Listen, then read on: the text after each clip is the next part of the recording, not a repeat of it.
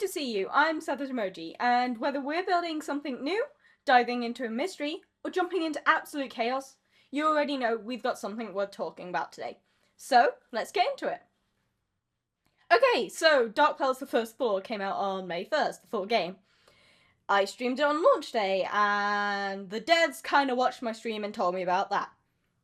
No big deal, completely normal behaviour, I am absolutely not freaking out about it to this day. However, what I am going to be weird about, and I mean deeply unhinged, like I built a corkboard at 2 AM and started connecting things with charging cables because I ran out of string weird, is this game's lore. On the surface, Dark Pearls looks like a standard mascot horror game. Cute characters, creepy, abandoned building, jump scares, vibes, and at least one moment where you loudly question your life choices. We've all seen this before, but underneath that, there's a transmedia mystery, a website, a YouTube show, hidden connections, and a literal vortex about a children's asylum. Which is not something you casually include unless you're doing something extremely suspicious. That is not mascot horror, that is someone on the dev team has a conspiracy board, and I want to see it, please, thank you. The question that completely took over my brain whilst playing wasn't what are the mascots, or what happened to Upward, or even why did I just eat a cookie and immediately pass out like I got hit with a sleep spell. Because yes, that happens. You eat a cookie and you collapse and wake up somewhere else. No explanation. Which the game sort of just moves on. I did not move on. But the real question is, who am I? Because the game refuses to tell you. Great fun. The walls are asking, do you remember, like you've personally offended them. And the game expects you to just accept that. So I opened the website at midnight and read every dossier like a completely reasonable person, and what I found changes everything. So today, we're figuring out who you are in Dark Pearls The First Floor. Buckle up, because this is gonna be a long one. Before we figure out who you are, we need to establish what Upward actually is. Because abandoned children's asylum does sound bad, but it doesn't sound this bad. Upward was supposedly a children's mental health facility. But calling it that is like calling McDonald's a fine dining experience. Technically, you're not wrong, but wildly misleading. It was designed to look like the most fun place a child could ever go, with bright colours, cartoon mascots, a diner, a cinema, and dormitories. But on paper it sounds incredible. In reality, it feels like Disneyland if the slogan was, "What if therapy?" but make it deeply unethical. The first floor supervisor, Jessie, ran staff training tapes, and you see one in-game, but I'm going to use the dossier for this. Those tapes contain the exact protocols for brainwashing children. On tape, with a smile. Which is not a sentence that should exist, let alone be documented, but here we are. The person writing this dossier ends with "absolute psychopaths run this place." Which is honestly the calmest possible reaction. I would not be that composed. And then there's the terminology, which is where things stop being subtle entirely. The children aren't called patients or residents. You get numbers. No ambiguity, no attempt to soften it, just direct confirmation that yes, this place most likely was running experiments on children. In 1985, an organisation called DARK, Division of Anomalous Retrieval and Knowledge, which sounds impressive, but also sounds like a group chat name that got kinda out of hand, raided the building. And the team they sent in never came back, which is always reassuring when dealing with mysterious buildings in forests. So Upward has been sitting there ever since, abandoned, decaying, and apparently waiting until you walk straight through the front door. Which brings us back to the same question. Who are you, and why does this place feel like it already knows? When you sign next to a number. Number 16. At first it feels like a small detail, the kind of thing horror games include just to make you slightly uncomfortable before moving on. It's that classic "you are now a number, not a person" moment. Quick, effective, unsettling enough to register, but not something you stop and analyse right away. So naturally, the first time you see it, and I did, you don't question it, you just go, okay, that's a bit weird, and keep walking. And then you find the dossier database, and suddenly that number matters a lot more than it should, because every significant person connected to Upward has a file. Not just a name on a list, full documentation, photos, detailed reports. The kind of information that makes it very clear someone has been paying extremely close attention for a very long time. Staff, mascots, agents, everyone is accounted for. Everyone is explained. Luke isn't explained, but we'll get to him in another video. But number 16. The file exists, which already tells you the number's important. But when you open it, there's nothing inside. Name, unknown. Role, test subject. Kind of confirms that they're doing experiments. Photo, corrupted. Report, unknown. Status, missing. And that's it. We don't get any details, any explanation, any context. Just a blank space where a person should be. And that is not just empty, that is suspiciously empty. That is the kind of empty that feels intentional, like someone went in and removed everything that used to be there. Because here's the detail that really locks it in for me. Other test subjects don't even have files. They don't exist in the system at all. Number 16 does. Which means they were important enough to document, and then not important enough to erase. That's not an accident, that's a decision. And in horror, there is one very reliable rule. If something is missing, it matters more. Nothing is never just nothing. Nothing is hidden, buried, or deliberately covered up by someone who knows. And that they decided no one else should see the truth. So when you sign in as number 16 and immediately find a wipe file for number 16 with the status mark missing, and then proceed to walk back into the building you disappeared from, that's not a coincidence anymore. The dormitory sequence is where the game stops hinting and starts telling you, albeit through show. You just have to actually pay attention to what's happening, instead of treating it like background atmosphere. When you walk in, your character physically shrinks. You can see this from comparing your height against the wall. Not in a cutscene, not framed as anything dramatic, you just become child-sized, like it's the most normal thing in the world. Thanks, Dark Pals! And at the same time, the room is very pristine, like it was never abandoned at all. There's no decay, the damage is gone, and soft, calming lullabies start playing in the background. And a lot of players see this and go, that's creepy, and move on, which, to be fair, is a valid survival strategy in horror games. But we are not moving on because mechanics don't lie. Games can misdirect you with dialogue, they can hide things in lore, they can frame events in ways they lead you to the wrong direction. But mechanics, the things you physically experience, those are much harder to fake. So my personal take is this isn't just a visual trick, it's a memory system. Upward doesn't operate in a normal time. And when number 16 enters the dorm, they're not seeing what the room looks like now, they're seeing what it looked like then. They become the size they were when they lived there, because, remember, they did live there. This was their room, their bed, their life. The game never says it outright, but it shows it in a way that becomes impossible to ignore once you connect the pieces. And once that clicks, everything shifts. Number 16 wasn't just someone who wandered in, they were one of the children in Upward. The place isn't unfamiliar, it's remembered. And that matters because the dorm is also where children started disappearing. Thanks, Pinky. Which means number 16 wasn't just present, they were present at the worst possible moment in this building's history. They saw this place at its best, and they were there when it started to fall apart, and somehow out of all of that, they got out. Right, so I'm going to take a little detour here from the main theory. The mascots will get their own theory, I promise, but I feel like this is important to include here.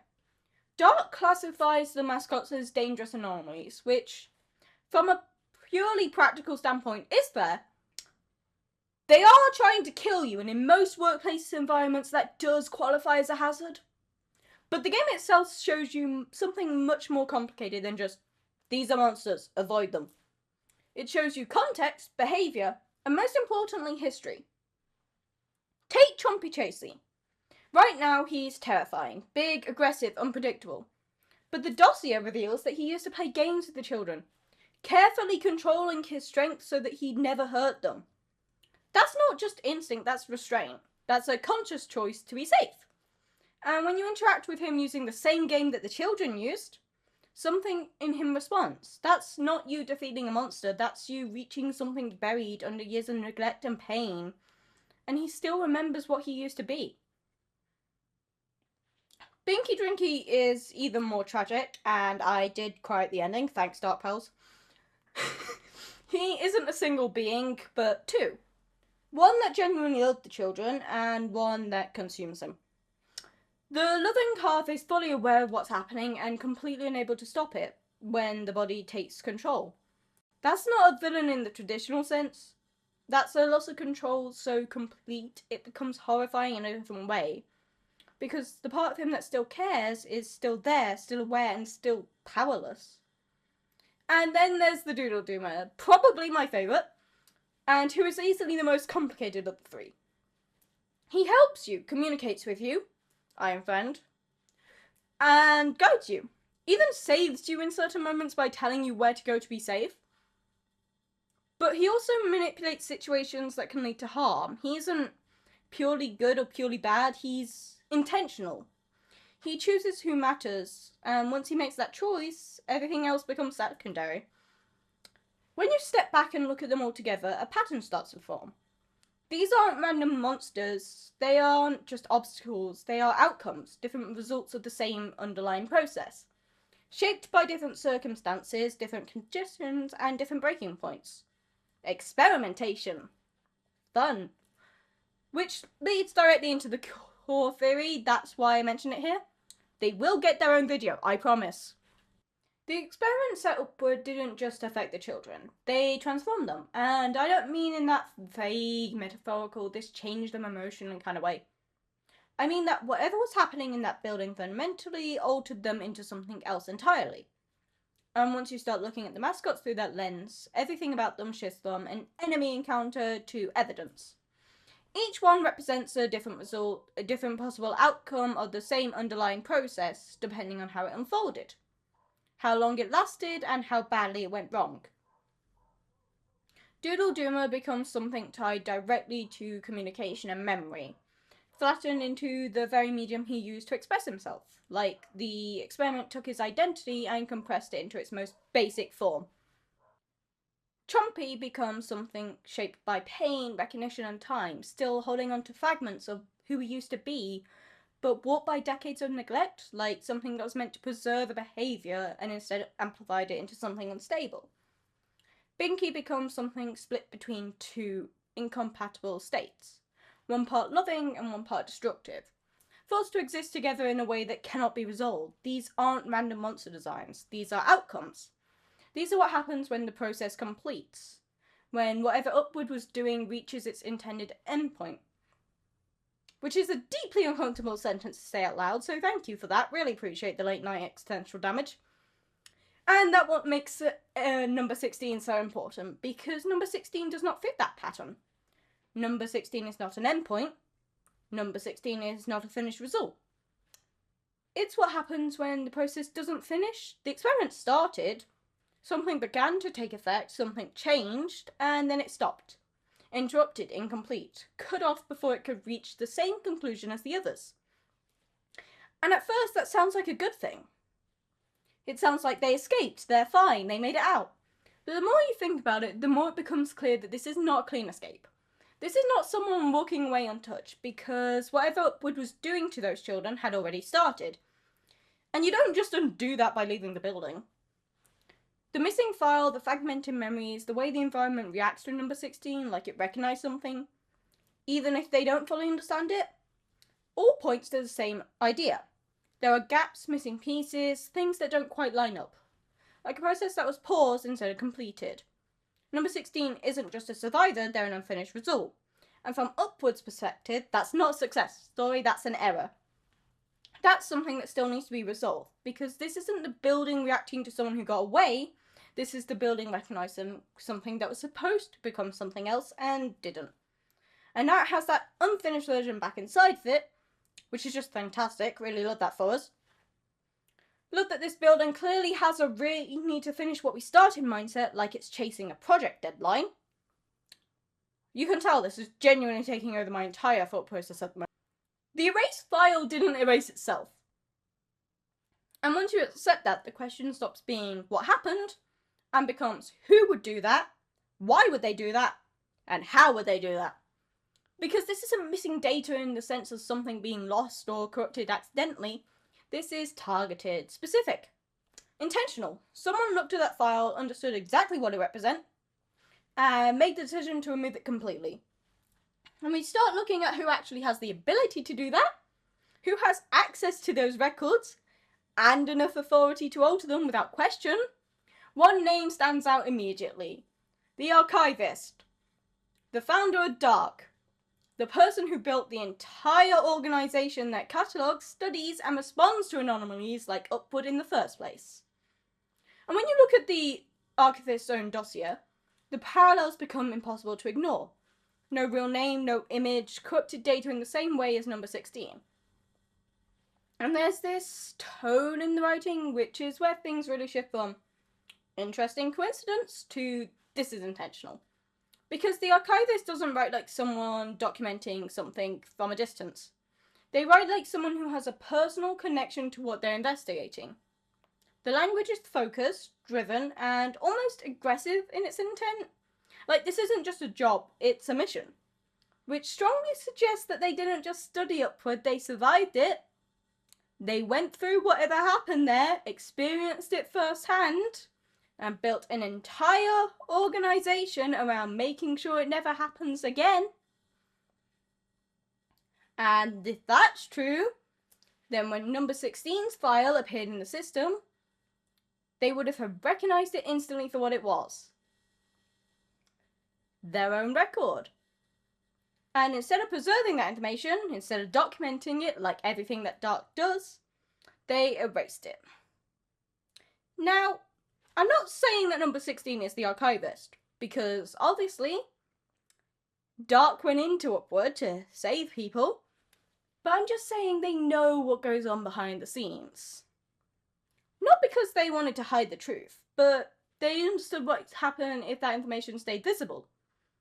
Because in an organisation dedicated to tracking anomalies, number 16 wouldn't just be a person, they'd be a case, a subject, something to analyse.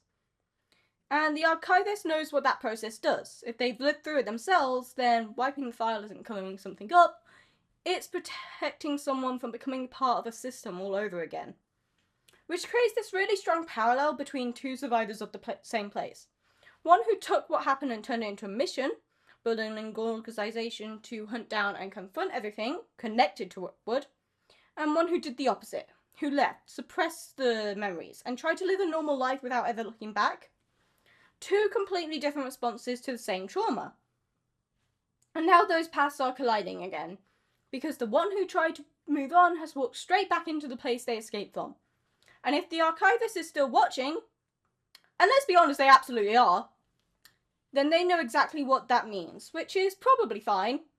Probably nothing to worry about. I'm sure this will resolve in a calm, controlled, emotionally stable way with no complications whatsoever. At this point, it becomes really important to look at Upward not just as a setting, but as something that actively responds to what's happening inside it. Because this building is not behaving like a normal location. You couldn't make anything simple for me? Besides the brainwashing instructions? It's not passive, and it's definitely not just sitting there waiting for events to unfold. It changes, it reacts, it shifts in ways that are directly tied to the presence, and more specifically to what number 16 remembers. Upward, in my opinion, isn't powered by electricity or some vague supernatural energy source that the game never fully explains, looking at you, FNAF. It's powered by memory, and I know that sounds dramatic, but the evidence lines up almost too cleanly for it to be anything else. Rooms don't randomly shift between ruined and pristine. They change when number 16 interacts with them in a meaningful way. Spaces that look untouched should be abandoned. Like Times itself has been rolled back, but very specific circumstances. The dorm is the clearest example of this, and also the lobby, where the environment doesn't just change visually, it changes functionally. That's not just atmosphere, that's a system. The building is reacting to someone who should be there in the past, but is here in the future. Recognition, if you will. It's the military. The act of remembering something that used to exist. And once you notice that pattern, it becomes clear that this isn't random. It's consistent, it's structured. It's almost like the building is incomplete without those memories. Like it's been stuck in a suspended state waiting for something to reconnect the pieces. Which brings us back to number 16 leaving. Because when they escaped, they didn't just leave physically, they took those memories with them. Maybe not consciously, maybe not in a way they could access, but they took them. And without those memories, Upward couldn't fully function. It wasn't completely abandoned, but it wasn't fully active either. It was stuck somewhere in between, decaying but not dead, waiting for that one thing that could bring it back online. And now that number 16 has returned, the process has started again. Their presence doesn't just move the story forward, it reactivates the building itself. Piece by piece, memory by memory. And by the end of chapter 1, it becomes very clear that this isn't a passive process. Upward and the mascots isn't just responding, it's guiding. You go around in a circuit and get chased back to the lobby, and then you get pulled deeper, pushing them further into the building. Which, may I just add, here at Upward, the only way is up. And we go down. This isn't exploration anymore, this is progression. This is a system continuing from where it left. Picking up the thread of something that was never finished and trying to complete it. That's the part that really changes how you read the ending, because they're being moved, directed, and brought further in by something that recognises them as part of what it's trying to do. So, who are you in Dark Pearls the First Floor? You are number 16, a former test subject who lived in Upward as a child, who was part of the experiments taking place there, and who escaped before those experiments could fully transform you into one of the endpoints we see in the mascots. Your file was erased by someone who understood exactly what it meant, and chose to protect you from being pulled back into that system. Your memories were suppressed or fragmented over time, and for years you stayed away, disconnecting from everything that happened there until now. And now that you're back, everything changes. Mascots aren't just enemies, they're possibilities. They represent what you could have become if the process had continued. If the experiment hadn't been interrupted. If you hadn't made it out when you did. They're not just obstacles in your path, they're reflections of paths you didn't take. And now you're moving through a place that remembers you even when you fully don't remember. A place that reacts to your presence, that restores itself around your memories, and that is actively trying to finish what it started all those years ago.